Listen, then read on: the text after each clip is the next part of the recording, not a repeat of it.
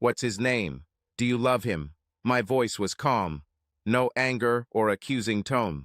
Katie looked at me and tears welled up in her eyes. His name is Carl Jering, and yes, I love him. I couldn't believe my ears. My wife of 16 years just told me she was having an affair and was in love with the man. I sat there for who knows how long, staring into space, trying to process what I had just heard. With the exception of 2 hints that made me suspicious of her fidelity, I thought we had a wonderful marriage. It seemed like we were deeply in love, had 2 wonderful children, and a pretty good sex life, if I do say so myself. Was it something I did that pushed her into the arms of another man? No, I didn't believe in it. I didn't work overtime or neglect her. I have never gone on business trips. I did my part around the house. We both worked full-time, so we shared household responsibilities that were not assigned to the children, of course. We openly discussed everything that bothered us and sought to resolve any problems that arose to our mutual satisfaction. In that sense, I couldn't imagine when she would have time for an affair, given that she was home every evening and most weekends. Based on information from Nancy, she was seeing this guy during work hours, but since she had meetings with contractors, she could cover herself up to her boss. I looked up and saw Katie still sitting at the table, hugging herself and crying quietly. It hurt me to see her cry, but I couldn't bring myself to comfort her at that moment. I couldn't tell her everything would be okay when she had just told me she loved another man. How long? Katie raised her head, but couldn't look me in the eyes. What you said? I raised my voice, and I'm sure there was a little anger there, but at that moment I didn't care. I said how long? She froze and took a deep breath, shuddering. 6 months. 6 months. My wife, the love of my life, cheated on me for 6 months. How could she fall in love with this guy in such a short time? It took her a year to tell me she loved me. God, how could I be so stupid? 6 months. I've been mulling over the past 6 months, trying to remember if I might have missed something that might have raised suspicions. Couldn't remember a damn thing. Yeah, it was good. At no point in the last 6 months has she treated me or the kids any differently than usual. Kathy was the same loving wife and mother she had always been. There was no change in her behavior. She had talents that I didn't know she could act like, and still have a lover and fall in love with him. Maybe she should quit her job and move to Hollywood, I thought sarcastically. It was time to ask more questions, questions I didn't want to ask, and of course questions I didn't want answered. Is it over, Katie? Paul, you know that I love you. I interrupted her. Is it over? No, it's not over. I love him, Paul. You love him, and it's not over. I think that tells me all I need to know. I got up from the table and headed towards the exit from the kitchen. Where are you going? I'm not going anywhere. You're leaving. I'm not going anywhere, Paul. What are you talking about? Katie, let's be real. You just confirmed what I already knew, that you were having an affair. You also just told me that you love this person. Besides, you just told me that it's not over, that are you still planning on seeing him? I don't see what options we have, do you? I looked at her and saw a woman who looked familiar, but was actually a stranger. Of course we have options, Paul. We need to talk about this. No, Katie, we don't need to talk about this, at least not right now. I'm very angry and shocked by what happened tonight, and I know that any conversation we could have right now would not be good. We'll work out. This means that we need to separate for a while so that later we can calmly discuss this. I sighed heavily and continued, since you cheated and disgraced me and our marriage, I think it's fair that you leave. Houses. I waited for an answer that never came. Katie's only reaction was to sob even louder as she buried her head in her hands. I stood and watched her son inconsolably before speaking. Katie, where are the kids? She wiped her eyes with the back of her hand, took a handkerchief from her pocket, and blew her nose. Your parents have them. Did you forget they took them for the weekend? They took them from Todd and Evelyn this afternoon. Right, I forgot. I think it's for the best for you. What do you mean? You can spend the weekend at Evelyn's and not upset the kids. Why should I go to Evelyn? Weren't you listening, Katie? We need time to calm down after everything that happened today, and we can't do that living under the same roof. Since it's your fault, I think it's only fair that you leave now. Paul, please, can we discuss this? Katie, I'm going away for a couple of hours. When I get back, I hope you won't be here. If you are, I'll gladly throw you out the door with nothing but the clothes on your back. It's up to you, Katie. If you spend the weekend at your sister's or on the front lawn, I don't care. With that, I turned on my heel and walked out of the house, the sounds of Katie's sobs echoing in my ears. I knew I was in no mood to drive. I was too angry to see the road adequately, so I decided to walk to the bar, which was 2 miles away. Given my mood, this was probably the safest choice, since there would be no need to try to drive home if I had too much, which seemed quite likely. If I was too drunk to walk back, I could always call a taxi. Soon I sat down at the bar and ordered a beer. There was a baseball game on TV, but I didn't watch it. It was pretty quiet for a Saturday, but it was still early. I assumed there would be more people later.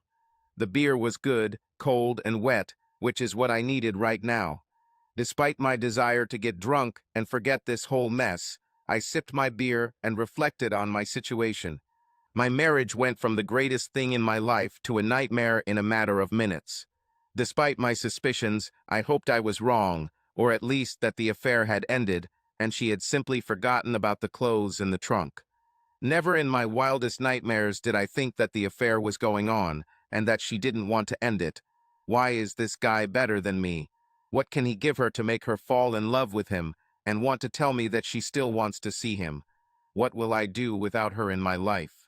What about the children? God, it was a nightmare that was getting worse by the second. What am I going to do?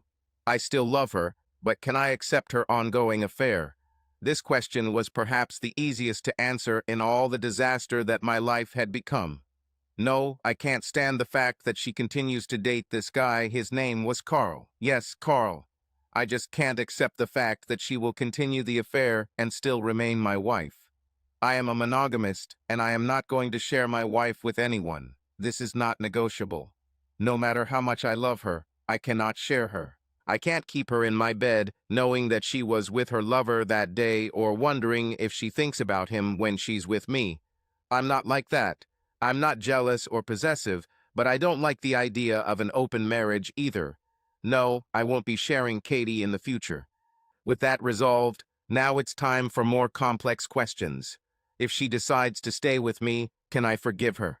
I thought about my life with Katie from the moment we met until the moment I found those clothes yesterday, and I realized that I really wanted to keep this life.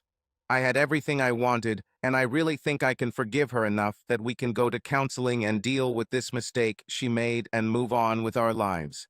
I know she loves me. She's really not that good of an actress, and I know she loves children just like me. Do I want to throw away 16 excellent years because of a mistake, even such a serious one? No, I really don't want to. I'm angry at her for what she did to us, to our marriage, of course. Am I going to let her know exactly how I feel about this when we talk? You're damn right I'm going to. Will I be able to forgive her if she agrees to end the affair and never see Carl again? Yes, I can. This is just a difficult stage in a wonderful marriage, and we can overcome it with great difficulty on both sides, of course. I need to understand why she did this and why she fell in love with this guy. That's the only thing that doesn't make sense to me. How could she tell me, right to my face, that she loved Carl and that she loved me and still seem sincere? I have not noticed any decrease in her love for me, despite my best efforts to remember. Until the very moment she told me that she loved another man, her love for me shone in her eyes as strongly as ever. Can she really love us both? I don't understand how this is possible, but I'm not a woman, so I don't know what's possible in her case. I called the bartender to get me another beer and checked my watch. It had only been half an hour since I sat down and an hour since I left the house. I had enough time for one more beer, then I had to get out of here. I sincerely hoped she wouldn't be there when I got home because I didn't want to fight anymore. I wanted to go home, drink a little more, go to bed, and try to sleep. I didn't want to throw her out the door, but I will if I have to, and she knows I'm serious. She wouldn't be there, I was sure of it, or at least as sure as I could be in this situation, which wasn't too much. The house was dark when I approached the front door, which was a good sign. I really didn't want a confrontation now that our feelings are still so intense. I opened the front door, walked in, locked it behind me, and walked into the living room. Nothing physically changed while I was gone, but the room and house did. What was once a happy, loving home was now an empty, cold house with only memories to ease my loneliness. I glanced at the answering machine. It had 5 messages, none of which I wanted to listen to. I didn't turn on the light because the darkness suited my mood, and there was enough light coming in from the street that I could see the furniture without tripping. I headed to the liquor cabinet and pulled out a bottle of Jack Daniels and a glass. I plopped down in my favorite chair, poured 3 fingers of whiskey, and took a sip. It burned my throat, but in a pleasant way, you know. It settled in the stomach, where it tried to melt the ice lump that had formed in the stomach. Failed. I decided to help this first sip and emptied the glass in one gulp. No changes. Well, this required serious measures, so I poured a full glass and drank it in 3 gulps. My stomach felt warm, but I didn't feel any better. I poured another full glass and settled into the chair, sipping the drink, and somewhere during the glass I passed out. The sun streaming through the windows hit my face, waking me from my slumber. God, what happened to me? My head felt like a herd of elephants were trampling on it, and my mouth felt like they had walked over my tongue. I tried to open my eyes, but gave up because it hurt too much. I tried to move my hand, but it hung at my side, so numb that I couldn't feel it. I looked around the room and realized that I had fallen asleep in the chair where I had stayed the night before. It had been years since I slept all night in a chair, and now I remembered why. Every muscle in my body ached. 40-year-old men shouldn't sleep in chairs, and my body was going to make sure I knew that so I wouldn't do it again. After 3 attempts, I finally managed to get my legs under me, which was another adventure, as my knees did not want to support me and my head threatened to fall off my shoulders. I don't know how I did it, but I managed to get to the kitchen, find coffee, and pour it into the coffee maker. Filling the coffee maker with water was a little more difficult as my hands were shaking so much that half of the water spilled into the sink the first time, but soon the coffee maker was purring, filling with the life-giving liquid I needed. I pulled a chair up to the counter and sat down heavily. I think I must have dozed off because when I looked up again, the coffee was ready. I was lucky the mug was on the counter as I couldn't remember where we kept them at the moment. Picking up the coffee pot, I put the spout to the mug like a blind man and carefully poured. However, I still burned my fingers as my hands were still shaking. Grasping the mug with both hands, I carefully sipped the hot liquid and felt my body relax a little. 3 cups of coffee later, I felt completely human, so I put the mug down and headed to the bathroom to shower. I took off my clothes along the way and walked to the bathroom in my underwear. I set the water to just below scalding, took off my shorts and t-shirt and climbed under the water, letting it fall over my head and flow down my body. After a few minutes, I took the soap and began to wash myself. As I got cleaner and the water cleared the knots out of my muscles, I felt better, probably as good as I could possibly feel. I turned off the water and dried myself off. Wrapping a towel around my waist, I walked over to the sink to shave. I looked in the mirror and did not recognize the person who was looking at me. Who was this old man? This guy had dark circles under his eyes and a dead look in his eyes. Was it me? I shook my head to clear my eyes, inserted the razor, and ran it across my face. Having combed my hair, I went downstairs. The flickering light on the answering machine caught my attention, and even though I didn't want to, I pressed play. "Paul, are you home? Pick up the phone now. How dare you kick my sister out of her house?" The call ended as abruptly as it began, but this was not the last message from Evelyn on the answering machine. All 5 messages were from her, with increasing levels of anger questioning my origins. The last message ended with her saying she would see me in the morning. Oh joy, I didn't want to talk to Katie, and I certainly didn't want to argue with Evelyn. I looked at my watch and saw that it was only 7:30. I didn't think she could come that early, so I decided to go to breakfast and then stay out all day. The road to hell is paved with good intentions, and my intention to avoid Evelyn did not work. While I was looking for my keys, they started knocking on the door. "Paul, open that door right now. I'm not leaving until you talk to me, and I'm sure you don't want me to wake up your neighbors." I walked over and opened the door between knocks, and she almost punched me in the chest. "Good morning, Evelyn. Would you like to come in?" I turned and headed towards the kitchen without even waiting for an answer. She walked into the kitchen just as I was getting another mug from the cabinet. "Would you like some coffee?" I said as pleasantly as possible, given the circumstances. Some of her anger went away as she sat down in the chair. "Coffee would be good, with milk and sugar, please." I placed the mug in front of her, then took the carton of milk from the refrigerator and the sugar from the counter, placed them in front of her, and sat down, waiting for her to make herself some coffee. She took a sip and began, "Okay, Paul, why did you kick Katie out?" "She didn't tell you?" "No, all she did was cry and say how sorry she was and that she didn't want to lose you. I couldn't get anything else out of her for hours and finally gave her a sedative and I put you to bed. I tried to call you after she arrived and every 15 minutes for an hour before I gave up. So, please tell me what's going on. Maybe I can help." I had always liked Evelyn. She seemed as sensible as a woman could be, so I decided to be as frank with her as possible, given that I myself did not know all the details. Katie cheated on me. The mug fell from her hands and rattled on the table. Thank God it wasn't too high, otherwise she might have gotten burned. She looked at me in disbelief. No, she wouldn't. She did it. I wasn't sure until yesterday, but when I got home, I asked her straight out about it, and she admitted it. I looked at the table, waiting for her to process what I had told her. "Oh my God, I didn't think she'd actually do that," she said so quietly I barely heard her. "What did you say? Did you know about this?" I asked more harshly than I intended. She blushed and picked up her mug again, taking another sip before speaking again. "Not really, no, I didn't know about that specifically." "It's good that you knew specifically. 6 or 7 months ago, Katie came to me and said she saw her old school friend in town. I don't think she ever told you about Carl, but she was really in love with him when they were young. There was even talk about marriage. I never knew about it. I know Katie had boyfriends in college before we met, but I didn't know there was anyone serious." "Oh, it was serious. Carl's family moved out shortly after they graduated, and they kept in touch, vowing to be together as soon as they could. This went on for over a year until one day the connection broke.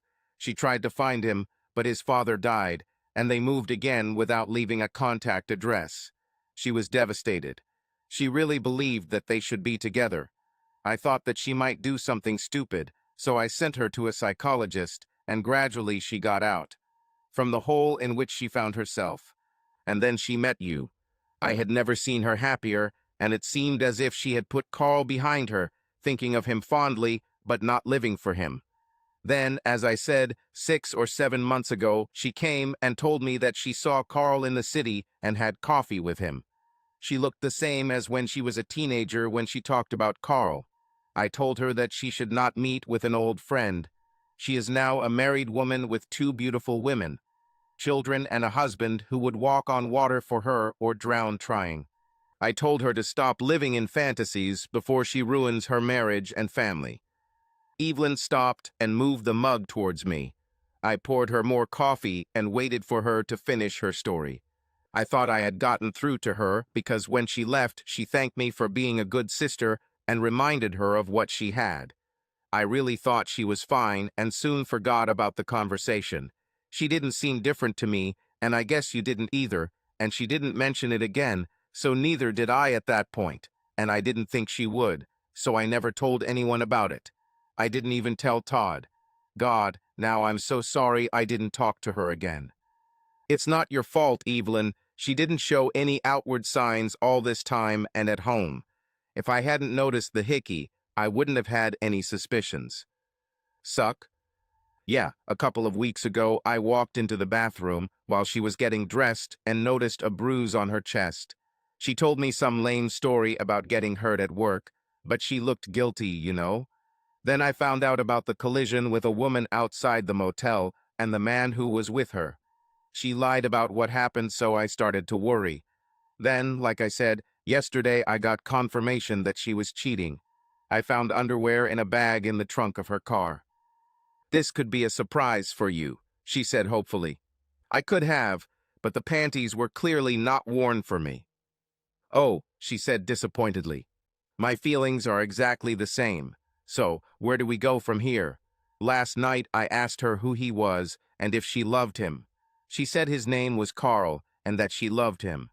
Honestly, I was really angry yesterday evening, and instead of doing or saying something that I would later regret, I told her to leave. Since she was at fault, I thought it was fair for her to leave the house. "I see your point, Paul. I wish I had known that last night. I wish you had called me back.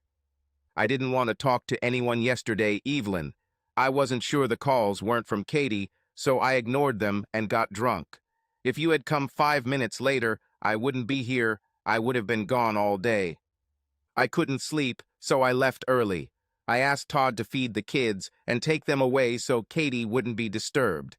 I probably need to get back before she wakes up in an empty house. Are you ready to talk to her? She probably will, as soon as he finds out I was here." I guess so. At least she stayed away for a while longer. It's still so fresh that I'm not sure I won't lose my calm again. "Do you know I love you, Paul? You've been a wonderful husband to my sister. I couldn't have chosen better. I'll talk to her today, make her tell me everything this time, and then see what happens. If I feel like she's not ready to talk to you, I'll tell you. I'll call later today, no matter what happens." She stood up, walked over to me, and kissed me on the cheek. "Thank you for your support, Evelyn. I love you too. I really hope everything works out, but I have a bad feeling. I'll be waiting for your call. I need to pick up the kids from their parents at 5 o'clock. So please call before I have to come up with some excuse for the kids if she's not home." "Hold on, Paul. I'll talk to you later." I went to breakfast and then spent the day doing chores in the garden. Evelyn called around 3 and said that Kathy would be staying with them for a few more days and asked if I could find someone to take care of the kids for a while. I thanked her for her efforts and asked my neighbor, Mrs. East Kelly, if she could watch the kids for a few days while I was away. When she asked, I told her that Katie had gone to her parents. Having settled this, I left home at 4 to pick up the children. As soon as I arrived at my parents' house, my mother immediately realized that something was wrong when she saw the expression on my face. The kids were outside with my dad, so I just told her that Katie and I were having personal problems, but I couldn't say more. She hugged me, and it was very nice at that moment. She kissed me on the cheek and said she would pray for us. I thanked her and went outside to my father and children. We played for another hour, and then Mom made us stay for dinner. There were awkward moments when the children asked why their mother was not with me. I told them she was helping Aunt Evelyn for a few days. Jason seemed to accept it and moved on to other things, but Christy wasn't sure, although she kept her feelings to herself. The drive home was quiet, and the mood was low as the children remembered that their mother would not be home. We watched TV, and then we all went to bed early.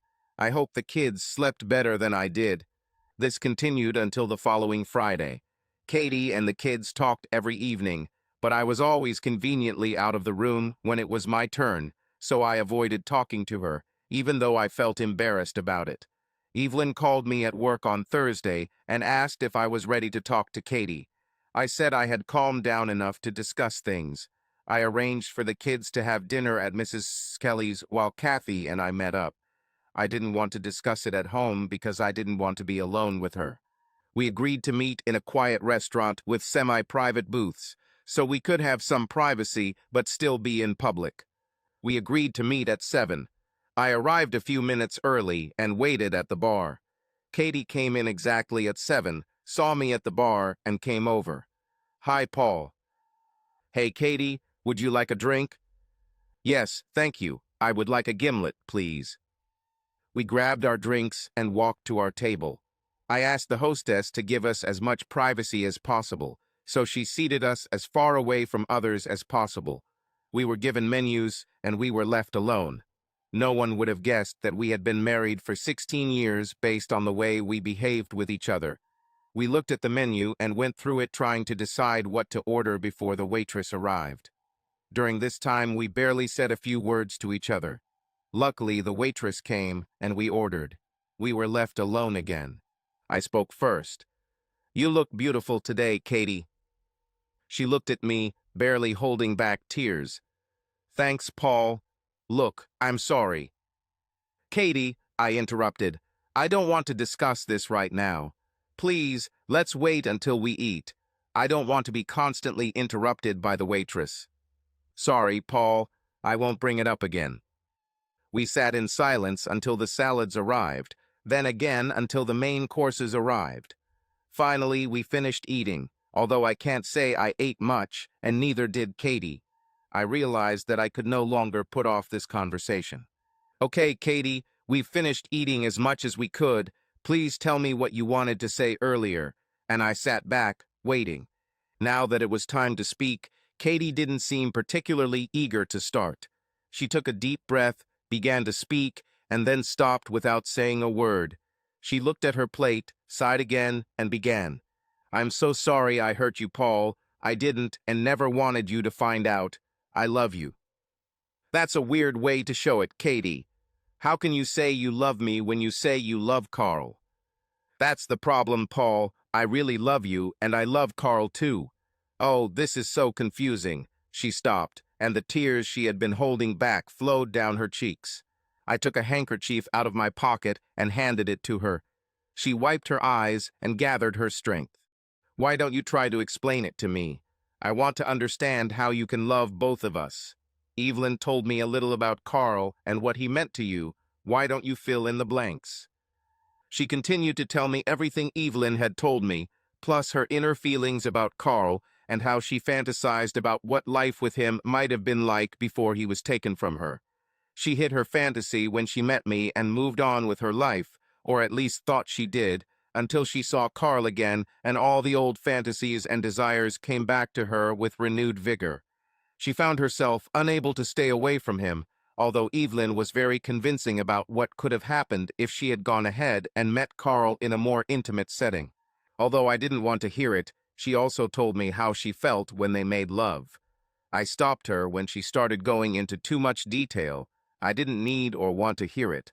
Eventually, she fell silent, and the tears began to flow again. "Paul, I can't explain it enough for you to understand, but I love you more today than I did on our wedding day. But I also love Carl. He makes me feel things that I can't feel with you. Other things, not better or worse, just different. And I want these feelings, and I want you. Do you remember the old song, Torn Between Two Lovers? So that's how I feel about you and Carl. You can understand what I'm talking about." I remembered the song she mentioned. I remembered its meaning.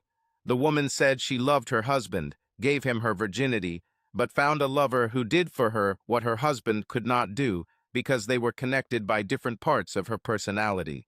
She said that she loved both men and did not want to give up on either of them. I remembered the song, but couldn't understand the feeling and told her about it. "Katie, I just can't accept that you can love me and love another man. Maybe it's because I'm a man and want to deal with facts and concrete things, and you're a woman and in touch with your feelings. I'm not, no. I know that as a man who heard this song, I felt anger at that woman and pity for her husband. Now you tell me that I love you very much and probably always will, but I can't share with you. Paul, I love you too, can't you see? Did I treat you differently when I was with Carl? Did I show you any less love? How can you think that I don't love you when I showed how much I love you?" "You're right, Katie.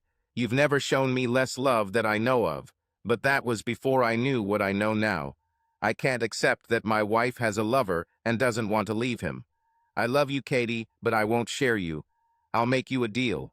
You tell me you'll leave Carl. I mean you'll never see or talk to him again, and I'll try to forget that. Did this ever happen? You can come home today, right now, if you want, and we will go to counseling to work through this. I'm very hurt by what you did, Katie, but I love you so much, and I don't want to leave from our marriage without giving you every opportunity I can. Will you do this for us, Katie? I waited for her to readily accept my proposal, but with every second I felt our marriage slipping away. By the time Katie looked at me, I already knew she was gone. I love you very much, Paul, but I can't leave Carl. He was my first and greatest love, and I just brought him back into my life. You can't ask me to leave him now. Please, Paul, can't we? How can I solve this? I shook my head and covered my eyes with my hand to hide my tears. I didn't want to cry in the middle of the restaurant. I hoped that our 16 years of marriage and our children would mean something to Katie, but I underestimated her desire to live out her fantasy with her lover. I had to leave. I couldn't stay there any longer. I'm sorry, Katie. No, we can't work this out, and I'm amazed that you choose Carl over me and the kids. Children, what do you mean? I will file for divorce on the first Monday, Katie, and will seek full custody of the children. If you can leave our family for this, I don't think it will be difficult for me to prove that you are unfit to be a mother. I will also file for Carl for alienation of love. If you do not want our families to know all the details of your affair and why we are getting divorced, I suggest that you do not dispute this. My lawyer will contact you soon. Please do not contact me directly. Through our lawyers. Please tell Evelyn where you are going to live so I can tell my lawyer. Goodbye, Katie. I wish you a good life. I walked up to the bar and paid our bill, then got out of there as quickly as possible. I pulled out of the parking lot, but didn't go far because I couldn't see with the tears streaming down my face. Luckily, there was a park nearby, so I turned there and cried like a baby for the next half hour. How could she do this to us? I thought we would grow old together, and now I was a 40-year-old, soon-to-be divorced single father. Children, oh God, what will I tell them? I needed to pick up the kids from a neighbor because I told her I wouldn't be staying long. I found some tissues in the glove compartment to wipe my face since I had given Katie my handkerchief. I started the car again and slowly drove home. Mrs. Hirsch Kelly probably guessed it didn't work out because when she saw me at the door, she said she was very sorry. I thanked her, and after paying for her time, the kids and I crossed the street and entered our house. My children were quite smart, and they felt that something was wrong with their old man. "Dad, what happened?" asked Christy. "Nothing, honey. I just don't feel well." "Oh," she said. "When will Mommy come home?" "I don't know, honey. Aunt Evelyn still needs her help," I said sadly. "Oh, okay, Dad." She turned to her brother and said, "Come on, Jason, let's go to my room." "Okay, sis," he replied, and they slowly walked to Christy's room at the back of the house. I sat in the living room, thinking that I had avoided having to tell the children the truth. I didn't know how they would take it, and I wanted to soften the blow somehow. They soon returned with serious expressions on their faces. I felt my heart sink into my boots. I could not escape the need to tell the truth. "Dad," we said, Christy began, "we know there's something going on between you and Mom. We talked to Alexis and Alyssa, and they said Aunt Evelyn is fine. We also know Mom is staying there. And all she does is cry when she's in her room." "Yes, Dad," Jason added. "We have friends with divorced parents, and we've heard enough to know that you and Mom don't get along. Please, Dad, tell us what's going on." I looked at my two children and was surprised when they became so mature. They were only 13 and 11, for God's sake. As much as I wanted to protect my children, I knew I couldn't lie to them, but that didn't mean I had to tell them everything. Mom and I are having problems in our marriage, and we've decided to separate. For now, Mom will be living with Aunt Evelyn and Uncle Todd, but I think she'll find a place to live soon. Once she's settled, we'll work together to make sure that you two will be able to see her as often as you want. Mom and I love you very much. Never doubt that. Nothing you did caused this. Sometimes adults change and want different things, and this is one of those times. Mom and I want different things, and staying together is no longer an option for us. I'm really sorry, kids, for both of us. Christy and Jason ran towards me, and I hugged them tightly. I tried to hold back my tears, but I wasn't entirely successful, and soon all three of us were crying. We kissed and hugged each other until my arms were tired, but I couldn't let them go. My daughter spoke first. "We know you love us, Dad. We love you too. Don't worry, Dad. We can handle it. You'll see." "Yes, Dad, don't worry. We can both help around the house more," my son said. "Everything will be fine, Dad. Everything will be fine." Don't I have wonderful children? I had to calm them down, and they calmed me down. "Thank you, kids. You're right. Everything will be fine. It's getting late. Why don't you get ready for bed, and I'll come by in a few minutes to wish you good night." "Okay, Dad," Christy said, and she and her brother went to their rooms. On Monday morning, I arrived at the office early to get work done, because I planned to leave early to meet with the lawyer I was going to call. We had friends who were getting divorced, and I called a few guys asking for recommendations. I was given the name of a really tough lawyer who worked extensively for fathers in custody cases. I wanted full custody, but I wanted to be fair about visitation. I also planned to be fair in the property division because I wanted her to agree to the custody stipulation. I was able to schedule an appointment for the same day, and after spending an hour with the lawyer, I was confident that I would get what I wanted. I returned home to find Evelyn waiting for me on the steps. "How did you know I'd be here so early?" I asked her. "I called your office, and they told me that you had an appointment and that you would not be coming back to the office. I assumed that you had gone to see your lawyer and assumed that you would be back right after that. I wanted to have time to talk to you before the kids come home." I opened the door and invited her to sit on the sofa. "Can I get you something to drink?" "No, thank you, Paul. I wanted to tell you how sorry I am that this happened. I just can't understand my sister. She told me about your offer to come home if she left Carl, and that she couldn't do it.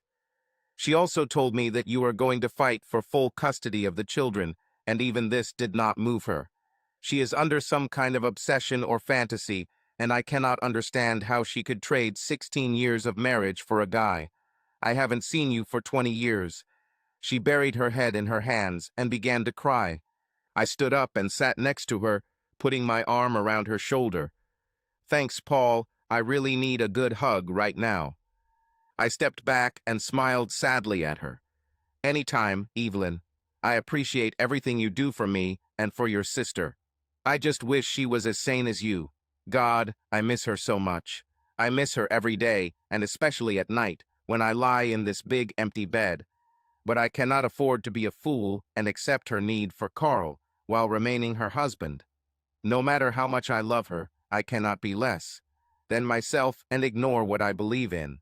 I took our marriage vows seriously, and when the priest said, 'giving up all others,' he made no exception for old boyfriends who come back after 20 years. I didn't think she would ever do something like that, and I don't think that if the situation were reversed, she would have accepted me having a mistress while remaining married. No way. She told me she couldn't share you with another woman, but she also said she knew she wouldn't have to because you were a monogamist, and she was your woman. I don't understand what's on her, Paul. I really don't understand. I noticed that the kids would be home soon, and I needed to get to dinner. Evelyn, will you stay and have dinner with us? The kids will be here soon, and I need to start cooking." "No thanks, Paul. I need to get home and feed my kids too. I just wanted you to know that Todd and I will always be here for you, and that Katie started looking for a place to live today. When she finds something, I will let you know." I took out the business card my lawyer had given me and handed it to her. "Please let my lawyer know when you have information. I really don't want to know where she will live, and I don't want to talk to her. The only way I can deal with this is to avoid any contact with her, and if I find out where she lives, I'll be tempted to try to see her, and if I see Carl, I won't be held accountable for my actions. The kids need me at home, not in jail for assault." "Okay, Paul, I'll give the information to your lawyer when I get it. Tell the kids we said hi and tell them we love them too." "I'll tell you, Evelyn, and thank you for everything." Katie moved into her own apartment within a week, and the children began visiting her at Evelyn's. I didn't want them in her apartment unattended because I didn't want Carl to have contact with my children. Katie turned out to be much more reasonable than I expected. She agreed to all the restrictions I placed on her regarding visits and did not challenge my proposed division of property. She wanted to get a divorce as soon as possible in order to be with Carl officially, so she agreed to everything. I kept the house, but gave her most of our savings, which was equal to the cost of the house. Since the divorce was uncontested, the entire process took 6 months. I didn't even have to go to court to get the final decision because my lawyer said that my presence was not required. I didn't really want to see Katie again. Every time I thought about her, I became depressed, and the doubts about what I could have done differently returned. Todd, Evelyn, and even the children told me that there was nothing I could do to influence Katie's actions, that her fantasy of Carl was too strong, stronger even than her attachment to the children. I could never understand how she could give up custody of her children for this man, and I probably never will. Christy, despite being only 11, took on the role of the woman in the house. She had always been mature for her age, but when her mom left, she took over running the house, at least when it came to her brother and me. I hired a woman to do the cooking and cleaning, but Christy took charge so that Jason and I weren't lazy when things needed to be done. She reminded me of my mother, but in a good way. No matter how hard I try to hide the true reason for the divorce from Christy and Jason, news travels fast, and bad news travels even faster. One evening, shortly before the divorce was finalized, Christy walked into the office where I was reading the newspaper. "Dad, can I talk to you for a minute?" asked Christy. "Of course, honey, anytime." "Dad, Jason and I talked, and we don't want to visit Mom anymore." I was shocked to hear this, as I had tried very hard not to say anything bad about their mother. "Why, honey? You know that your mother loves you very much. It will be very painful for her if you stop visiting her. We know that Mom left you for another man, and that she agreed to full custody so she could be with him. How can she say she loves us if she left us for another man?" I didn't know what to tell her. I didn't plan on having this conversation for at least a few more years.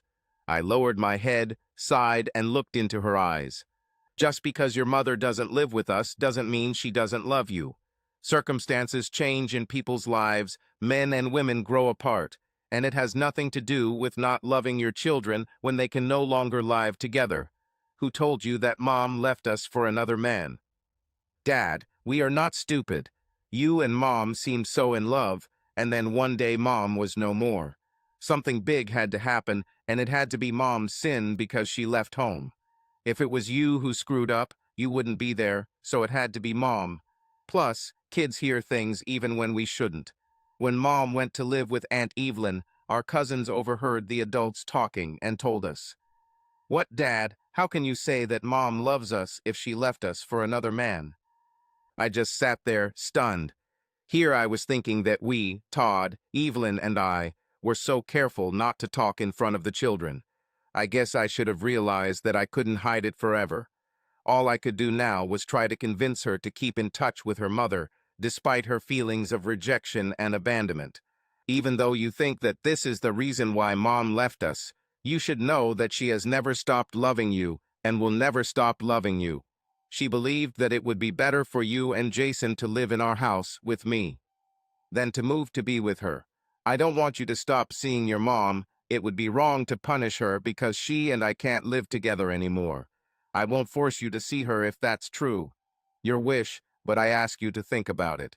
I hope that after this you will want to continue to see her, no matter what she or I have done." She stood there for a few seconds, considering my words. She fidgeted with her legs and lowered her head, but soon looked up again with a slight smile on her face. "Okay, Dad, we'll think about it. Thanks for being honest with us." She kissed me on the cheek and went to her brother's room, I assume, to tell him about our conversation. Our life entered a new rut, and the children continued to visit their mother. In fact, they started staying over at her place, although Jason liked it less than Christy. For me, weekends and holidays when Katie had the kids were difficult. The house was very empty these days, so I tried not to spend much time at home. I started working every other Saturday and spent the rest of the weekends with my parents. My mom and dad found it a double blessing, of course. On the one hand, they were happy to see me more often, but the reason for this made them sad because they saw how the situation was affecting me. I began to understand my father better over those years as I began to join his morning walks around the neighborhood. He basically let me talk, which was good because I needed to speak up, but I didn't look for solutions since there weren't any. My social life has also decreased dramatically. I felt uncomfortable at parties and meetings without a date, of course. Our friends continued to invite me to events, and when they were family gatherings where children were involved, I tried to attend them in order to maintain the usual rhythm of the children's lives. There were also well-meaning friends and relatives who brought single women to these events, introducing them to me. I tried to date someone, but it was too early for me. I was not ready for a new relationship, although I really missed it, since I had not yet forgotten Katie. I wasn't having fun on these dates, so after a few bad dates, I asked my friends to stop trying to set me up with someone because I didn't want to waste women's time. Luckily, they agreed and stopped trying to get me dates as I was starting to avoid events to avoid being set up with someone, which further reduced my social activity. My mom noticed that I spent too much time alone, whether the kids were home or not, and suggested that I take up a hobby or take a class, something I've always wanted to do but never had the time. I knew I needed something to occupy my time, so I started looking for courses at a local college. I found several courses that could improve my professional skills, which killed two birds with one stone. Despite my attempts to avoid news about Katie and her activities, some rumors did reach me. The kids were great. They rarely mentioned their mother, except when talking about their weekends, which was interesting to me as a father. However, when I was at Todd and Evelyn's house, at family gatherings or holidays, I couldn't avoid the rumors. There were too many people who knew both of us to expect them not to talk about the situation. Although they usually tried to avoid the topic in my presence, I still overheard a few things. I learned that Katie got married shortly after the divorce and seemed happy in her new life. I was glad to hear this, despite my feelings about the divorce. I still loved Katie and didn't want her to be unhappy with her choice. She left me for her fantasy, and as strange as it may sound, I wanted her fantasy to become reality. I think I really loved her. It would be better for her to be happy with another man than unhappy with me. Over time, and as Jason grew older, his school and extracurricular activities began to take up more of his time, causing him to visit his mother less and less. After all, what high school student wants to spend the weekend with his parents when there are so many other things to do?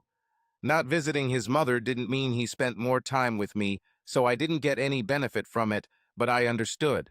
My son played on the basketball team in the fall and on the baseball team in the spring. He was also an active participant in school government, which also took a lot of time. Christy was also active in school activities, but still found time to visit her mother. I believed that it was important for her to have a female influence in her life, and who better to do that than her mother. I heard about their shopping trips and girl talk together, and it made me happy that she had such a good role model. I could see that Katie was trying to show Christy that a loving relationship with a good man is great, but not something she should be pursuing right now since she is too young to date. Katie and I emphasized the importance of education and school activities, and it paid off. Christy, of course, went to meet with friends, but only in a group, which reduced the pressure that girls might feel in one-on-one pairings. All things considered, my children grew up just as I had hoped. I was proud of them and often told them so. I started dating again about 2 years after my divorce. I stayed away long enough and felt the need for female company, at least sometimes. My friends introduced me to some amazing women, and I started dating a few of them. Going to the cinema, having dinner, attending concerts, and other events was much more enjoyable in the company of a woman. No matter how much I tried to be honest with these women about my expectations for relationships, some were still disappointed when they wanted to take things to a more serious level, and I politely reminded them that I was only looking for easy dates. This conflict usually led to us parting as friends, as I felt uncomfortable wasting the woman's time. And then, when you least expect it and are not looking for it, love finds you and sweeps you off your feet. I went to the dentist for my semi-annual checkup, and there was a new hygienist there to clean my teeth. She looked about my age, around 40, with short brown hair and dark chocolate eyes. But what really struck me was her smile. Working in a dental office, she certainly had good teeth, but her smile was so natural and genuine that it made me happy just to be around. Since she was working on my teeth, we didn't have much time to talk while she worked. I noticed she wasn't wearing any wedding rings, which was a good sign. I learned that she started working here 2 months ago, has a son about Jason's age, and has been divorced for 10 years. She seemed to enjoy talking to me, so I steeled myself and invited her to lunch the next day. To my surprise, she agreed, and I went home that evening with a spring in my step that I hadn't had in years. I got home later than usual, of course, so I told the kids to eat without me. Christy heard me come in and warmed up my dinner as I walked into the kitchen. "Hi, Dad. How was your visit?" "Great, no cavities. I'm good for another 6 months. It's kind of a shame to eat now and ruin such a good cleaning," I said, chuckling. "You look really happy today, Dad. What happened? Did they give you laughing gas or something?" I ruffled her hair as I walked past her to the cabinet to get a glass. "No, good girl, they didn't give me laughing gas. Can't a man be happy here without you assuming he's on something?" I answered, laughing. "Of course it can, Dad. I just haven't seen you this happy in a long time. It's a nice change. Whatever caused it, I hope you do it more often." I sat down with a plate and started eating. Between bites, I asked about her day and where Jason was. "I had a great day at school. I aced my geometry test and finished my English essay a week early. Jason has practice today, then he's going to Andy's for dinner, remember?" "I guess I forgot. Congratulations on your successful test, honey. I'm very proud of you." Christy smiled happily and sat down opposite me while I ate. "Thanks, Dad. I know you're proud of me, but it's nice to hear that. By the way, what would you like for lunch tomorrow? I'm making breakfast today because Mrs. Roberts left early." I started taking lunch to work to better control my diet and save some money, so I asked the housekeeper to prepare lunch for me when she cooked for the kids. "I don't need lunch tomorrow, honey. I have a lunch date." "A date? A real date? Is it a date with a woman and all that?" she asked with excitement. She seemed unable to sit still while waiting for my answer. "Well, yeah, I'm meeting a woman for lunch. Is that a problem?" I said with a smile. "You're kidding. I've been waiting a long time for you to finally pull your head out of the sand and start dating again." "What do you mean?" I asked with feigned indignation. "I've been dating for a while. You know I've been on dates. I go out a couple times a month with different women." "It's not dates, Dad. It's just going out with your girlfriends. You were never interested in any of them enough to bring them home or see them often. I'm not complaining. Of course it was nice to see you go out and spend time with a woman, but it's hard to call it dating." "And what makes you think this lunch date is different?" "First of all, you never asked any of those women to dinner. You only met on weekends, never on weekdays, and never for lunch. Secondly, you weren't in that mood when you talked about your plans before. I don't know why, but I have a feeling that this woman is different from your usual dates, and I'm glad about it." "When did you become so smart, Christy? This woman is really different from my usual companions. I met her today at the dentist.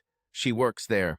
I couldn't take my eyes off her smile and her personality, and when we talked, there was an immediate feeling between us.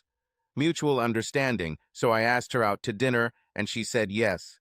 We both don't have a lot of time, so I'm going to take her to TGI Fridays for a dinner proposal. If all goes well, I think I'll ask her out on Friday night." "Wow, Dad, that's great. I hope everything works out. You've been on the sidelines for too long.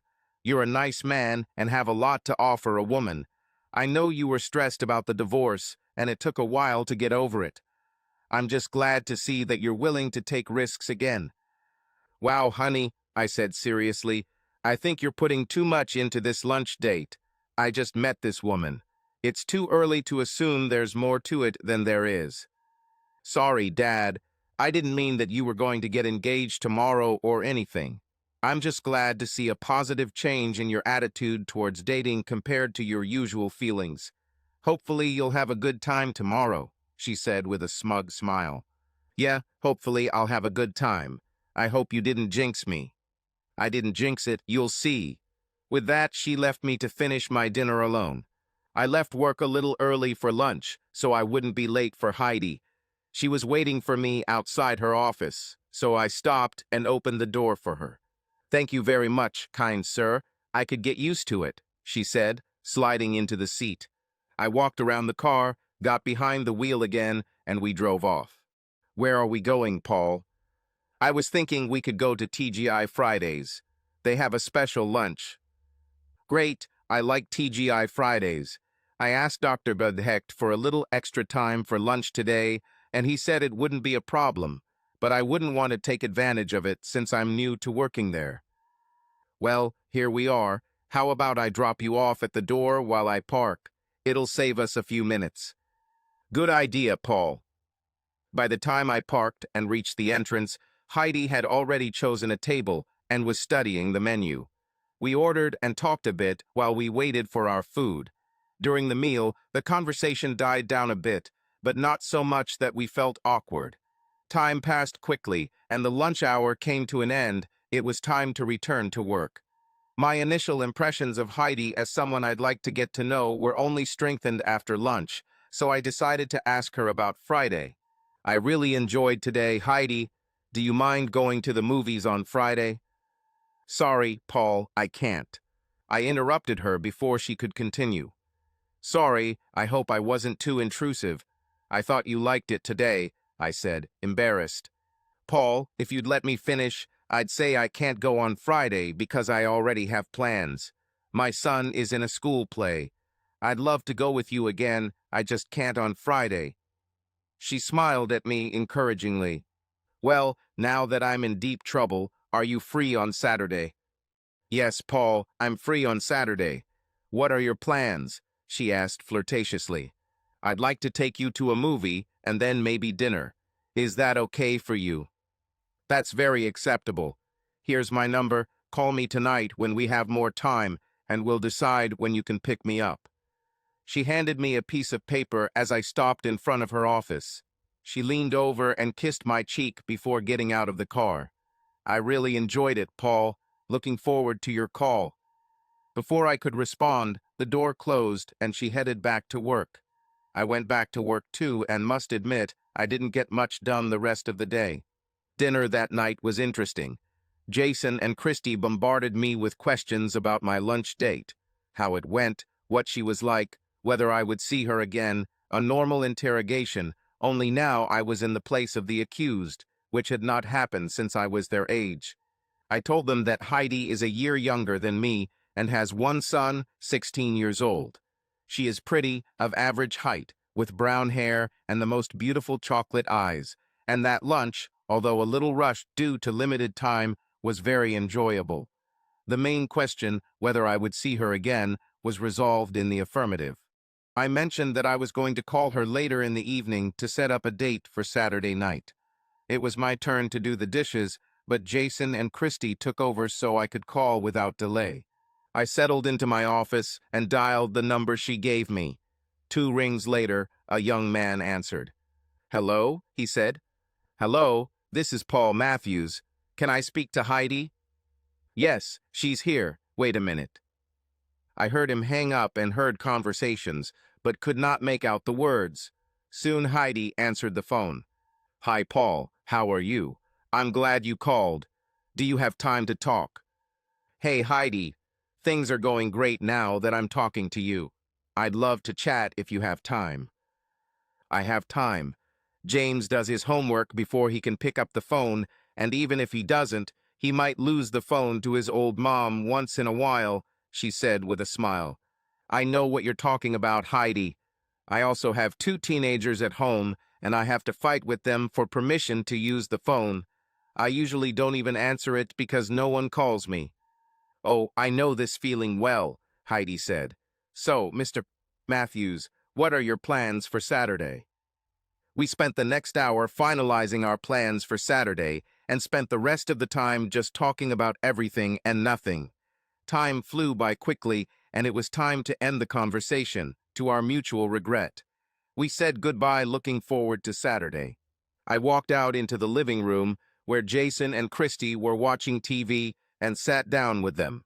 As soon as I sat down, the TV was turned off and two pairs of eyes were staring at me. Well, they said in unison. Well, I decided to pretend I didn't understand what they were talking about. Where are you taking your lady on Saturday? You can't keep it a secret after we took your turn to do the dishes so you could call, Jason said.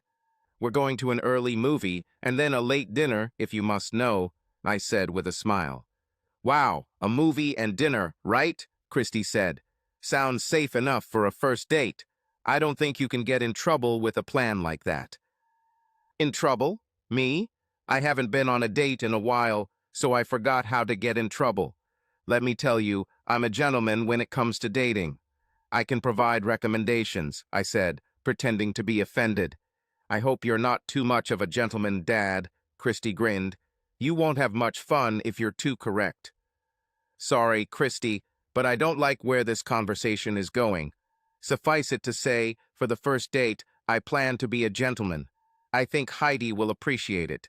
And I'll remember this conversation when you start dating, young lady, I said with a smile. Forget what I said, Dad. Being a gentleman is a great idea, Christy said guiltily. On a serious note, since it's your weekend with your mom, I'm assuming you'll be leaving Friday night like usual, Christy. Yes, Dad. It's a shame I won't be here to wish you luck, but I'll call before you go out. What about you, Jason? What are your plans for Saturday night? I was planning to spend the evening with Jerry and then stay over at his place. Is that okay? Sure, I can take you to Jerry's on the way when I pick up Heidi if you want. That would be great, Dad, thanks. Now that all our plans for the weekend were finalized, we started watching TV again, although I don't remember what was on that night, since all my thoughts were about the upcoming weekend. At exactly 19, I knocked on Heidi's door. It was opened by a young man, slightly taller than Jason, with the same hair and eye color as his mother. He inherited some of Heidi's traits, but others apparently from her ex-husband. I smiled and extended my hand. Hi, I'm Paul Matthews. You must be James. The young man shook my hand firmly. Yes, sir, it's me. Please come in. Mom will be ready in a few minutes. Can I get you something to drink? No, thanks, James. It's very cozy here. James led me into the living room, pointing to the sofa. Would you like to sit down while you wait? I'll tell Mom you're here. I sat down, and James headed deeper into the apartment, where, according to my assumptions, the bedrooms were located. I had been waiting less than 5 minutes when Heidi entered the room. I got up from the couch and, frankly, couldn't take my eyes off her. She looked great. Her hair was curled at the ends and tucked neatly behind her ears. Her eyes were highlighted with makeup, and they sparkled in the light. She was dressed elegantly in a white blouse and black trousers. The blouse hugged her curves gently, and the trousers showed off her long legs. I love beautiful shapes, and Heidi had exactly the shape I wanted to feel. Collecting my thoughts, I spoke. Wow, Heidi, you look great. Your work uniform does not convey all your beauty. You look really great today. Thank you, Paul. You look good too. Are we ready to go? Yes, if you're ready. Heidi turned to James. James, don't forget to lock the door when you leave and be home before midnight, okay? Yes, Mom. I'll be home by midnight. I'm going over to Steve's to play video games for a few hours. That's all. Have a good time. Thank you, dear. We will try. Heidi smiled at her son, and we set off. Your son seems like a very good young man. He is very polite. You raised him well. It wasn't easy, of course, but I'm very proud of what James has become. He's a good boy, and his father's absence from his life hasn't affected him too much. I try to involve him in sports and other activities where he can interact with men. Mostly, I think it helped. I think, judging by the young man I saw this evening, it is so. Such manners are not feigned. It is clear that he was taught this way from childhood. He even called me sir. He knows that adults he doesn't know should be called sir or mister unless otherwise stated. Enough about my son. Where is your car? I motioned Heidi to the passenger side, opened the door for her, and watched as she climbed into the seat. I closed the door and went to my side. I got into the car, started the engine, and we drove off. The film was acceptable, neither good nor bad. I was interested in the company. We held hands the entire movie, and although it was an innocent contact, it was nice to have a woman next to me again. After the film, we went to a cozy Italian restaurant next to the cinema. I chose this place because of its reputation for good food and tables spaced far enough apart to allow conversation without the risk of being overheard. In addition, a small band played there on Fridays and Saturdays. If all goes well, we might dance after dinner. We made small talk while waiting for the waiter to take our order and continued the conversation until our dishes arrived. I ordered a bottle of wine for dinner and we started eating. So, Heidi, are you enjoying the evening? Very much, Paul, she smiled. I don't go out very often, so I really enjoy it, especially in such great company.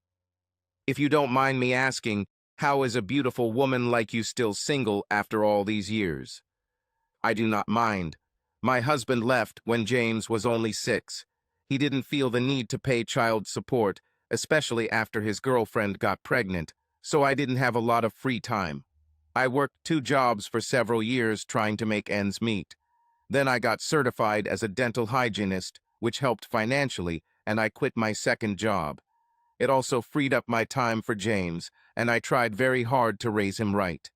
Sure, I had dates, friends and family tried to set me up, but men weren't interested in a woman with a child for long, and those who were interested were only looking for one. I never found the right man, and over time I stopped looking.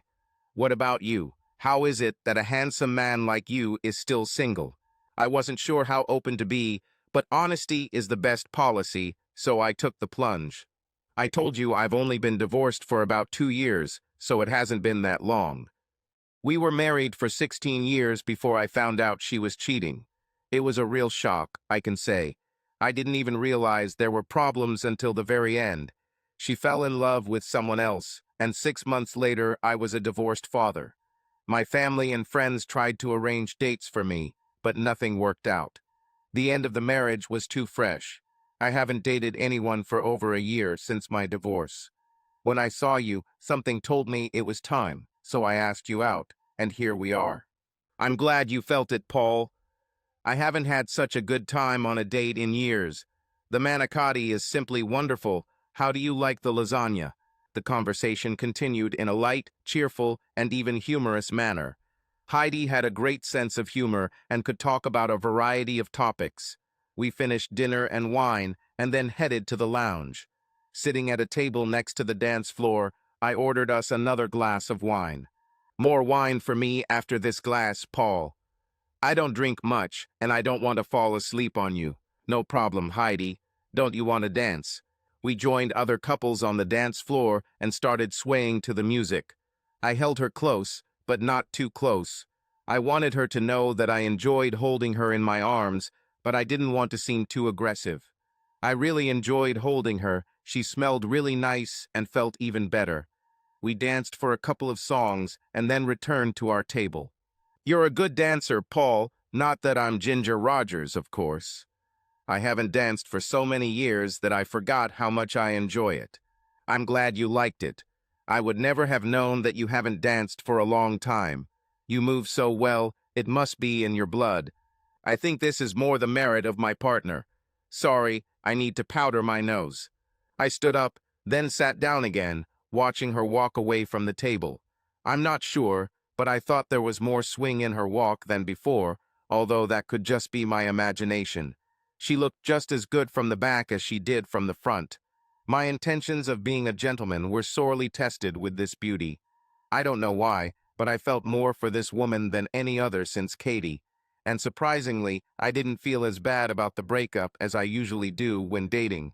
Although I would never forget Katie and the good times we had together, I knew I could overcome the pain and maybe find someone else.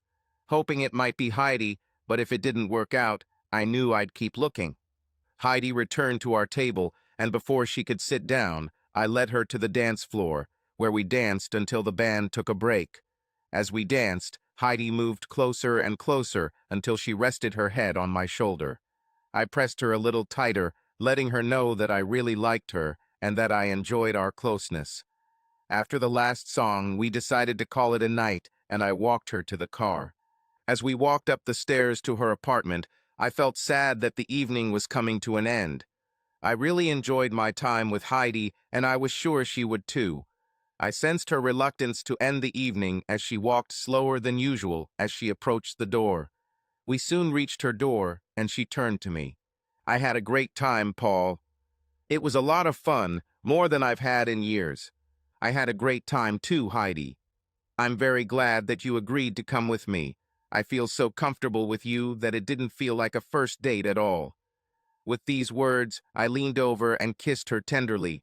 She kissed me back enthusiastically, and I thought I felt a light touch of her tongue, but I wasn't sure. Then the kiss ended.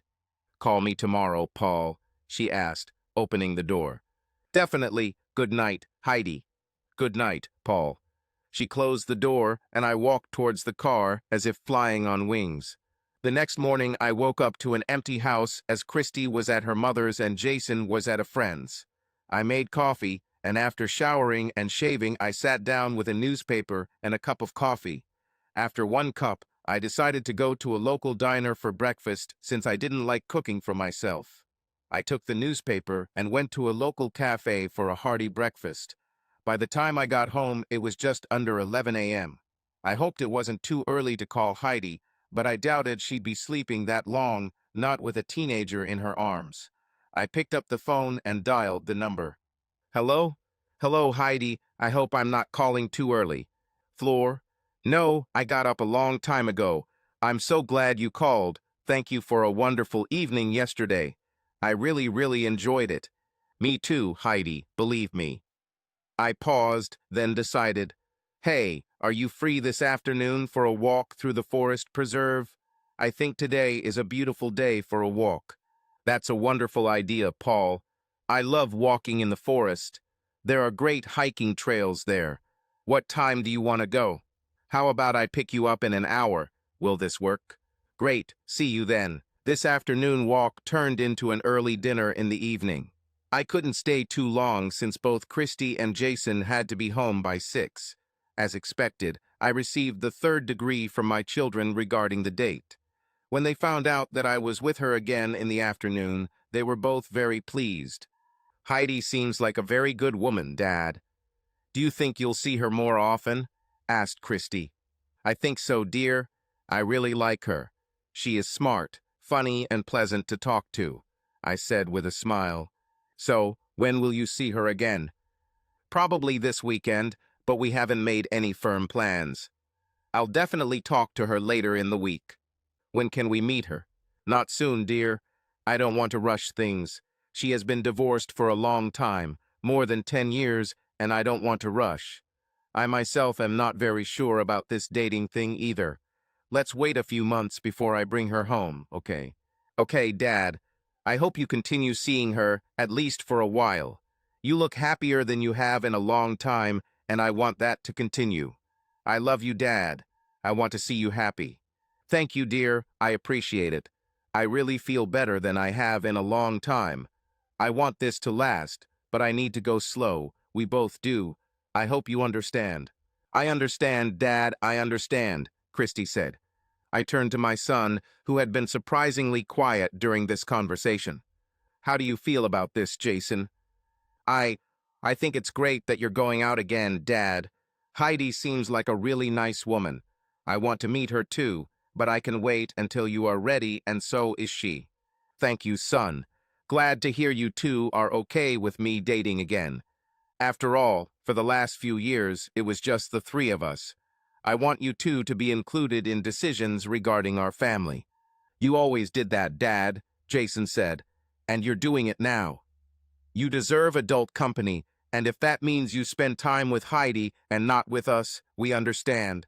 We are growing, you know, we have our own things to do. We don't want to see you lonely.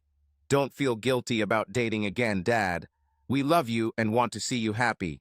I couldn't speak right away. A lump came to my throat. I had wonderful children. What father could ask for more? Thank you, Jason. I appreciate it more than you can imagine. How about a family movie night? I'll make popcorn and you two can pick a movie. We had a pleasant family evening and then went to bed. Heidi and I met regularly over the next few months, mostly on weekends, sometimes meeting for lunch. We still had family and work commitments, and neither of us seemed in a hurry to move on to the next stage. As it turned out, I was wrong, which soon became clear. We were walking back to Heidi's after the party when she asked a question I never expected. "Paul," she said quietly, "don't you like me?" "Are you kidding? You are the most beautiful woman I know. Of course I like you." "Why did you think that?" "Well, we've been dating for 3 months, and I've had a great time. But I want more. I waited patiently for you to take the next step, but you didn't. I know you're a gentleman, and I appreciate that, believe me, but I'm wondering if you're attracted to me enough to want to take it to the next level." To say I was stunned would be an understatement. I didn't want to push her too hard since she hasn't dated in a while, and now she wants more than what I was giving her. I had to calm her down right now or risk losing her. "Heidi, I'm so sorry. I knew you hadn't dated for a long time, so I didn't want to push. Remember you said that the men you met only wanted one thing. I thought you wanted to be taken seriously before you became intimate. It looks like I missed your signals, and for that I apologize too. It turns out I wasted a lot of time when we could have gotten to know each other much better. I held back so as not to scare you away. Thank you for asking for what you need tonight. I appreciate that you didn't abandon me because of my inability to understand your needs. Oh, Paul, you have no idea how glad I am here. I wanted you for a long time, not as long as you wanted me, but for a long time. It seemed like my signals were too subtle, or we had both been out of practice for so long that we missed each other's signals. Do you really need to go home tonight? I really want you to stay. James is visiting a friend for the weekend, so I have the apartment to myself. Wow, now that everything is clear, things are moving very quickly. I need to get some things, and I need to call the kids to let them know I won't be coming home. Other than that, I don't see a problem staying.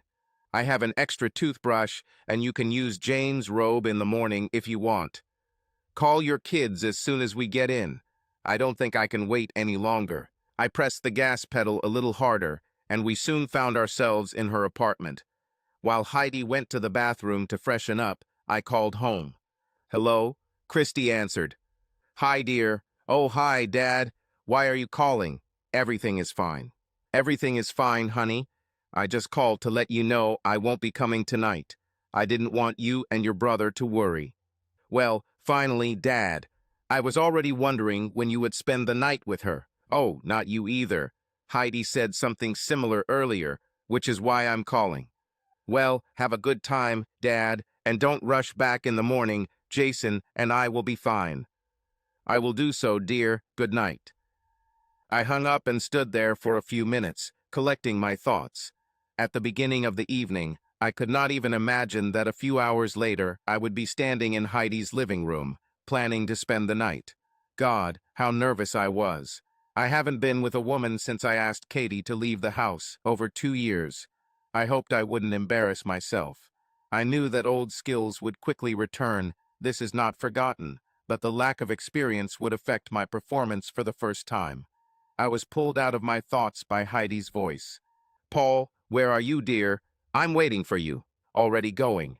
I headed deeper into the apartment, realizing that I had never been there before, since the bathroom was next to the living room. Although we spent a few evenings on her couch kissing, we never went any further. You'll probably think I'm an idiot for not wanting more with a beautiful woman in my arms, alone in her apartment.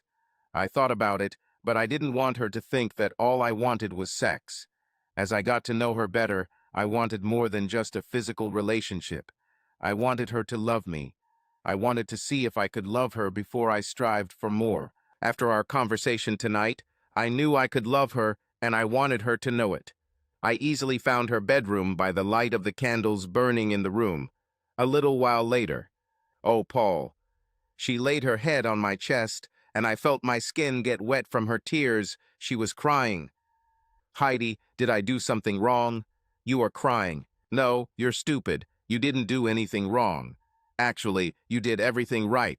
I'm crying because I'm happy. I hope I don't scare you, Paul, but I think I love you, she said quietly. Here it is, the word love. Hearing this did not frighten me. On the contrary, it made me very happy. I felt more and more for her every day, and now that she expressed her feelings for me, it became easier for me to respond. You didn't scare me, Heidi.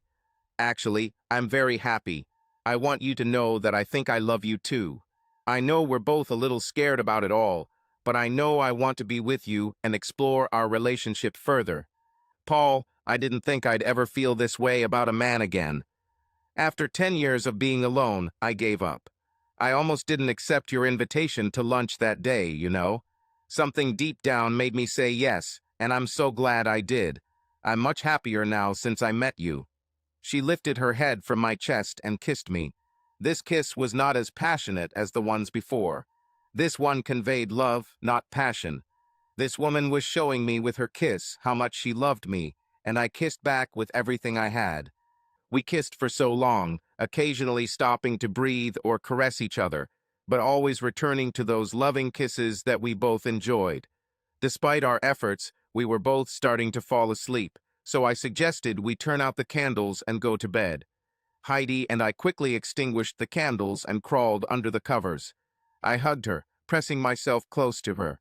I fell asleep for the first time in 2 years with a naked woman in my arms. It was wonderful. In the morning, we reluctantly parted ways and headed to the shower, where we spent a lot of time scrubbing and soaping each other. I decided to invite Heidi to breakfast so I could spend more time with her.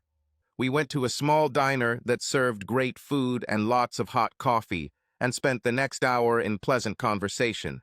I wanted to see her again that evening, but we both agreed to spend the evening with family. I drove Heidi home, promising to call later that evening. It was about noon when I walked through the door. I was hoping that, with the kids gone for a while, I could relax without being questioned about the night before. I had almost reached my room when I heard my daughter's voice behind me. Well, it's time for you to go home, she said with mockery and indignation. Wasn't it you who told me not to rush home? I said with a smug grin.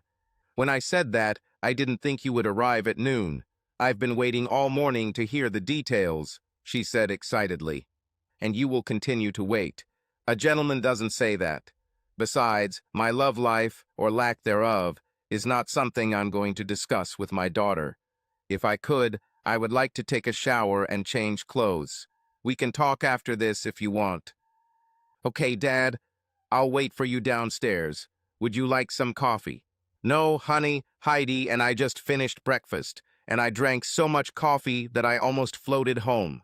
Why don't you wait on deck, and I'll come down in a few days. By the way, where is your brother? He went to Steve's house. He'll be back for dinner. Well, I guess I should be grateful for the small favors. At least I won't have to answer both of your questions at the same time, I chuckled. Don't worry, Dad. I'll tell Jason later so you don't have to say the same thing twice. Okay, I'll be down soon. I went to my bedroom, closing the door behind me. I quickly showered and changed into shorts and a golf shirt. Feeling refreshed, I felt ready to face the Spanish Inquisition, aka my daughter Christy. On my way to the terrace, I grabbed a beer from the fridge and saw Christy sunbathing while she waited. She turned and covered her eyes with her hand to block the sun as I approached. Okay, go ahead. You've made me wait long enough, she said impatiently. Geez, can a guy get settled first? I said, plopping down on another lounge chair. Sorry, Dad, please get settled first. She paused as I took a sip of my beer. Are you comfortable? Yes. Okay, now let's go. We had a very nice date, dinner, and dancing the night away. On the way home, we talked about our relationship and how it was going. She invited me to spend the night. I called you as you know. We had a great time together. Let's go have breakfast, and here I am. That's all? I told you, a gentleman doesn't say things like that. I also told you that I am not going to discuss my personal life with my children. What else do you want me to say? I took another sip of beer and waited for her answer. Dad, tell me how you feel about her. A sleepover implies that she has feelings for you the way you feel for her. I think my feelings for her are quite obvious since I agreed to spend the night. Christy looked at me as if she wanted to strangle me, but I waited her out. Dad, I think the question is, do you love her? I don't think you're the kind of guy who stays overnight with a woman he doesn't have feelings for, she said with a smile that made me trust her. How would you feel about me falling in love again? Would that be okay with you and Jason? I wanted to know if she agreed with this possibility. Dad, come on. You know we want the best for you. Of course we want you to fall in love again. I've wanted you to find someone for a long time, and I know Jason feels the same way. He's talked about it a lot since dating Heidi. So I want to ask you again, do you love her? Yes, I feel it. Very much so, actually. I haven't felt this way since, well, a long time. Christy jumped out of her chair and threw herself into my arms so quickly that I spilled my beer all over the deck. Oh, Daddy, I am so happy for you. When can we meet her? Thanks, baby. I'm glad to hear that. As for when you can meet her, we haven't talked about that yet. We just admitted last night that we love each other. I wanted to talk to you and Jason first, and I'm sure Heidi wants to talk to James too. I'll call her tonight, then I'll discuss it with her, okay? Okay, Dad, but try to make it as soon as possible. I really want to meet the woman who won my father's heart. Christy kissed me again and returned to her seat. We spent the rest of the day together, enjoying each other's company. Although I met James a few times when I picked Heidi up for our dates, Heidi never met my children. I mentioned that the kids and I had talked, and I told them how I felt about her and that they wanted to meet her as soon as possible. Heidi was understandably nervous about the prospect, but she also wanted to meet them. If we were going to continue our romance, bringing our families together would be a necessity. Heidi was much more nervous than I was. I knew Christy would love her, and I was pretty sure Jason would too. Heidi and I decided that we would have dinner at our house on Friday night, when we had plenty of time to get to know each other. On Friday, I asked the housekeeper to stay a little longer to help prepare dinner, and she happily agreed. The plans were made, and all we could do was wait. Friday night, I picked Heidi up from work and went over to her house so she could get changed and make sure James had dinner, and then we left. While I was waiting for Heidi, James and I talked about the change in my relationship with his mother. Hi, James. How are you doing tonight? I'm fine, Mr. Tersey Matthews, and you? I'm fine. Hey, James, has your mom been talking to you since Sunday about us? Yes.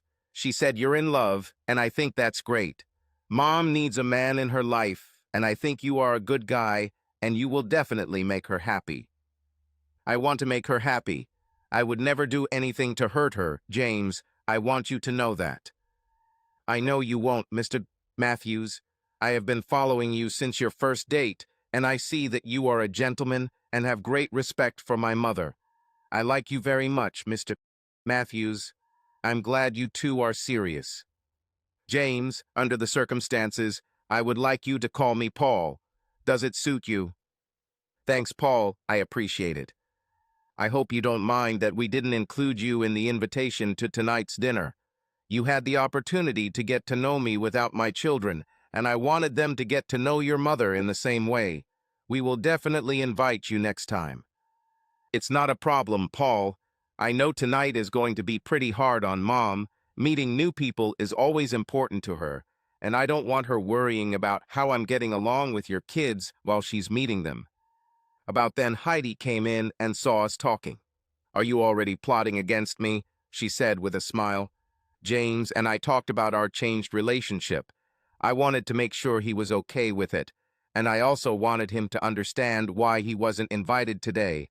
I don't want any misunderstandings. Yes, Mom. Paul wanted me to understand about tonight, And I did. I don't want to be a distraction when you meet Paul's kids. I see, she said, looking at me. I take it you're comfortable with James calling you Paul? Yes, dear, I asked him about it myself. Mr. Matthews makes me feel old. Besides, I want to get to know him better, and calling each other by name will make it easier. She came up to me and kissed me lightly. I'm glad you want to get to know James better. I want that too. She turned to her son. Okay, James, let's get you fed so Paul and I can go. As a single mother, Heidi has become adept at preparing quick dinners. She had something in the refrigerator that she quickly heated in the microwave, and soon James had a hot dinner in front of him. We were soon on our way, heading towards our fateful meeting. The conversation in the car was low-key, and I tried to calm Heidi down. Darling, don't worry, everything will be fine. My kids look forward to meeting you, especially Christy. She had already put up with two guys for too long. She'll be glad to have a woman nearby to talk to, other than her mother, of course. Damn, she'll probably tell you all my secrets, I said, laughing. Oh, I hope so. I need to collect dirt on you, she said, smiling sincerely. You want compromising evidence, right? Don't forget that James knows all your secrets, too. I'm sure he could share some juicy stories. I'll have to talk to this boy. I don't need you two men conspiring against me. This little exchange seemed to calm her down, and soon we pulled up to my house. How do I look, Paul? Am I acceptable? Darling, you look great, and you're more than acceptable. I pointed to the door. Let's go. We walked into the house, and I heard the kids talking in the kitchen with Mrs. Roberts, so I headed there with Heidi. Hello, children, we are here. Three faces turned to see us standing in the doorway. I started the show. Heidi, I said, pointing to my daughter, this is my daughter, Christy. Turning to my son, I said, and this is my son, Jason. Without forgetting anyone, I continued, and this is Mrs. Roberts, our housekeeper. Okay, this is my girlfriend, Heidi. Greetings were exchanged, and we sat down at the kitchen table. While dinner was being served, the conversation was subdued, but it seemed to me that Heidi was as comfortable as could be. When it was time to leave, I thanked Mrs. Rose Roberts for staying late and promised her a small bonus on my next check. She smiled at me and said that I have excellent taste in women. I thanked her again and went back to our dinner. Returning to the table, I found Heidi and Christy engaged in an animated conversation. Seeing this, I knew everything would be okay. The following week, we had a picnic to introduce our children to each other. As we had hoped, the children got along great. Our kids went to different schools because of where we lived, but after an hour, it seemed like the three of them had been friends all their lives. Jason and James quickly found a common language, almost like brothers, and their closeness in age contributed to this. The boys included Christy in their activities whenever possible, which Heidi and I greatly appreciated. Seeing our kids get along so well put our minds at ease. By the time we had been dating for 6 months, I felt it was time to take our relationship to the next level. I was sure Heidi would agree with this, so I planned a surprise for our next date. That weekend we went to a movie and then to dinner at that little Italian restaurant where we had our first date. She ordered manicotti and I ordered lasagna. After dinner we enjoyed coffee and dessert. I really enjoyed tonight, honey, I said. Do you want to dance a little? Yes, Paul, that would be great. I really like this place. I'm so glad you brought me here on our first date. Speaking of our first date, I took a small burgundy box out of my pocket and got down on one knee in front of her. Heidi, I love you. Will you marry me? Her eyes immediately filled with tears, but the smile on her face told me her answer even before she spoke. Yes, oh yes, Paul, I love you too, and I will marry you. I kissed her deeply and put the ring on her finger. By the way, if you don't like this style of ring, we can exchange it for any other, but I wanted something to put on your finger today. Paul, it's beautiful and I like it. Probably too expensive, knowing you. I wouldn't want any other ring, darling. This is exactly the one I've always dreamed of. I chose a single-carat round diamond set in white gold to match her other jewelry. I asked James what his mother might want for a ring before I bought it. so I was pretty sure of my choice, but you can always make a mistake, so I negotiated with the jeweler about the possibility of an exchange. People at nearby tables saw me get down on one knee, and there was applause when we returned to our seats. Heidi and I smiled at them appreciatively, and I think we both blushed for a while. The restaurant owner sent us 2 glasses of champagne so we could celebrate, which we did with a toast. After we finished the champagne, we decided to head straight home to tell the kids the good news. Since we were closer to my house, we stopped there first. I was lucky as both my kids were home on Friday night. Christy hugged Heidi, and they both started crying. I will never understand this phenomenon of happy tears. Jason shook my hand and then hugged me. We switched places, and Jason hugged Heidi, and Christy hugged and kissed me. "I'm so happy for you, Dad," Christy said, her eyes shining with tears. "I'm very lucky to have found love twice in my life.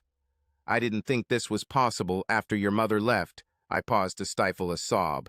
I didn't want to cry right now. Christy hugged me tighter and whispered in my ear, "I know, Dad, I know. You deserve to be happy, Dad, and I know Heidi will make you very happy. I love her very much, Dad. She is wonderful." For a 13-year-old girl, she was very wise for her age. I knew our lives would only get better.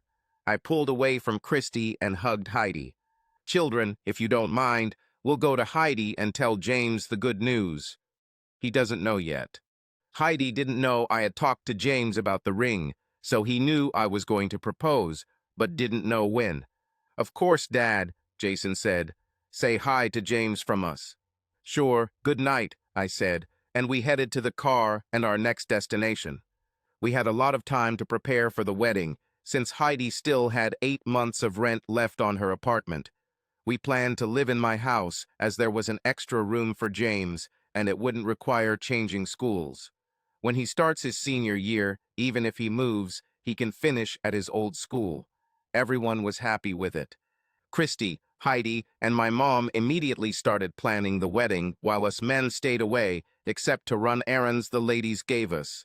We didn't want a big wedding, as it was the second wedding for both of us. We wanted something we could really enjoy. Heidi was an only child, and her family lived in another state, so she really appreciated the support of Christy and my mom. Heidi asked Christy to be her maid of honor, which delighted her. I asked Jason to be my best man and James to be the master of ceremonies. We planned to have the wedding in our backyard. We had a large yard with plenty of space for guests. The celebration was to take place at a local hotel. I ordered a tent in case of rain. A week before the wedding, we moved most of Heidi and James's things into our house, but they were going to stay in the apartment until the wedding. I made an agreement with the guys and my dad to finish the move while we were on our honeymoon. The day started out bright and sunny without the need to use a tent, which I was very happy about. After breakfast, the kids and I got dressed, and soon after, guests began to arrive. As the time for the ceremony approached, I headed to the gazebo we had set up to wait for my bride. James looked after his mother between guests, and it was his responsibility to turn on the music when she was ready. The sounds of the wedding march echoed through the crowd, and I saw Heidi on my father's arm. She looked beautiful, of course, in a cream dress and a small hat with a veil. Christy stood opposite me, beaming with a smile. She looked like an angel, and I couldn't be prouder of her. Jason stood next to me, looking like a man in his tuxedo. The ceremony was simple, and within half an hour, we became husband and wife. The bridal party and our parents stayed for photos while the guests made their way to the hotel. After the photographer finished his work at home, we also went to the reception. The limousine stopped at the entrance, and I got out of the car, then helped my wife out. I took Heidi's hand, and as we approached the door, the woman came into my field of vision. I stopped dead in my tracks. Standing in front of me was a woman I hadn't seen for a long time, Katie, my ex-wife. I didn't know what to do or what to expect. Heidi sensed my concern and asked what was wrong. I looked at her and smiled as Katie walked up to us. "Hey, Paul, you look good," she said softly. "Thanks, you too. Heidi, this is my ex-wife, Katie. Katie, this is my wife, Heidi." Heidi extended her hand in greeting. Katie, nice to meet you. Katie took her hand and shook it gently. Nice to meet you, Heidi. Congratulations on your wedding. Thank you very much, Katie. Turning to me, she said, Paul, I'll wait for you there, okay? I nodded, and she turned to Katie again. Thank you for coming, Katie. I'll leave you too for a while. I smiled and squeezed her hand lightly, and she walked away to her parents, who were waiting for us. What brings you here, Katie? I asked curiously. Christy said you were getting married today, and I had to come in and wish you happiness. I'm so glad you found someone to love, Paul. I always felt guilty about our divorce and about leaving you alone. You didn't deserve this, Paul, and I'm so sorry for causing you so much pain. She started crying, and I put my hand on her shoulder to provide support. Don't worry about it, Katie. It's all behind us. I'm happy again and don't want to dwell on the past. Will you join us? I'm sure we'll have room for one more person, and the kids will want to see you, I said sincerely. No, Paul. I appreciate the offer, but it's Heidi's day, and I'll only be a distraction. I just wanted you to know that I'm truly happy for you. Goodbye, Paul. Be happy. She leaned over and kissed me on the cheek, then turned and walked away. Katie won't join us? Heidi asked as I approached her. No, dear, she just wanted to wish us happiness. She said it was your day, and she would only be a distraction. She seems like a nice person, Paul. Of course, she must be like that if she was your wife, she said, smiling and kissing me on the cheek. She's a really nice person, Heidi. Except for that one thing that ruined us, it's great, I said sadly. Let's go, dear, our guests are waiting. Married life suited us, and our families blended better than I could have imagined. It seemed like the 3 children grew up together. They got along so well. Sure, there were the usual sibling arguments, but there was never a problem with the kids playing one parent against the other. James graduated from high school later that year and attended the University of California, where he graduated with an engineering degree. Jason left for college a year later and graduated with honors and is now a law student. Christy is studying to become a fashion designer and hopes to become a fashion designer. I looked back on the last few years and realized that what I thought was the end of my life, the end of my marriage to Katie, turned out to be the beginning of an even better life, a life where I know I am loved, and where I love a woman who is not just she is content with me because she cannot be with the man she wanted. Don't get me wrong, I loved Katie very much and would have spent the rest of my life happily with her if circumstances had been different. But circumstances turned out differently, and I learned that Katie did not love me as much as I loved her. I'm a very happy person. I have found love twice in my life, and am grateful for Heidi's love every day. The only thing I don't regret is divorcing Katie. I couldn't share her love with another man, and if the price was loneliness, I was willing to pay it. What many men in my situation don't understand or think about is that you don't have to be alone. Try to be open to new things, and don't miss the opportunity to find love. Subscribe to our channel so that your love doesn't cheat on you, and go ahead and listen to the next story, because this story is nothing compared to the next one. If you're under 18, don't even think click to the next one.